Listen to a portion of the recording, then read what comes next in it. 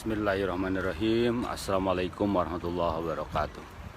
Saya sekarang sedang berada di rest area, tapi bukan kilometer 50. Ini kilometer 88. Sedang istirahat menuju perjalanan pulang ke Garut. Dari Parung Bogor ya, udah belanja ikan hias. Sekarang belanja pulang. Saudara, dalam mengisi waktu istirahat ini, saya tadi sedikit merenung tentang ayat Al-Quran yang menyatakan Abbasa wa tawalla itu, yaitu intinya di situ memang tidak boleh kita memalingkan muka sekalipun yang bertanya adalah seorang yang buta, saudara. Saya teringat dengan kasus penangkapan para aktivis dengan tuduhan hoax ya. Ingatlah, sesungguhnya hoax itu diproduksi ketidaktahuan, saudara. Berawal saat rakyat bertanya soal-soal negara, tapi tidak ada yang mau menjawab dengan jujur apa adanya. Lalu rakyat bertanya kembali, yang berwenang malah memalingkan muka seakan tak peduli. Apa daya kalau ternyata rakyat akhirnya bertanya pada sosial media. Ada yang menjawab dengan logika, tidak sedikit yang jawabannya hasil meraba-raba, saudara. Di jalanan rakyat mencari jawaban. Sedikit sekali yang mampu bertemu Ibu Nurani dan Bapak akal sehat.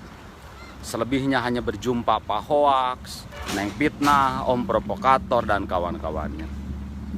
Jadi kesimpulannya, bahwa hoax itu diproduksi dari ketertutupan pemerintah sendiri sebagai pemegang informasi untuk berdialog secara terbuka dengan masyarakat. Saudara semua, ditutupnya suatu dialog menyebabkan rakyat pun bisa turun ke jalan demonstrasi.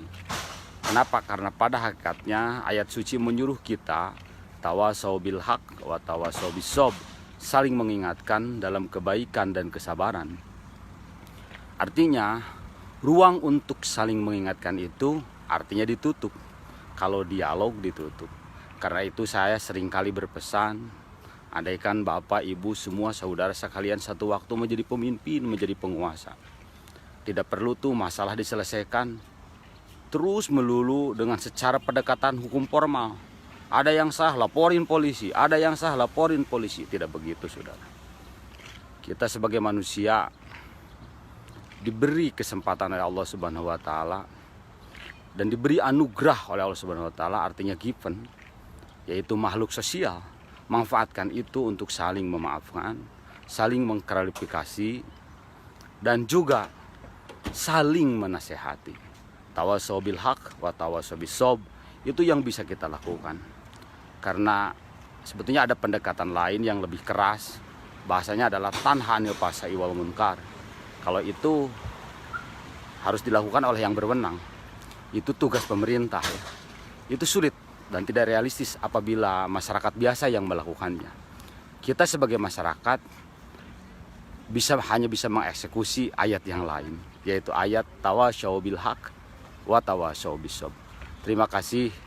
Wassalamualaikum warahmatullahi wabarakatuh.